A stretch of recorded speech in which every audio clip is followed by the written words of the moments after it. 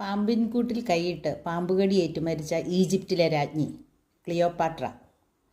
മയൂരസിംഹാസനം അപഹരിച്ച Persian രാജാവ് Nadir Shah. സ്വയം ദൈവമെന്ന് വിളിച്ച ഭ്രാന്തനായ റോമൻ ചക്രവർത്തി ആരാണ്?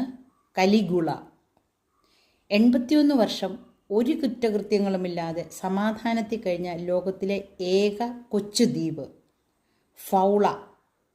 ഫൗള. ഏറ്റവും വലിയ ഉൾക്കടൽ ഹഡ്സൺ. ഏറ്റവും പ്രാചീന മ്യൂസിയം അസ്മോലിയൻ, ലണ്ടൻ.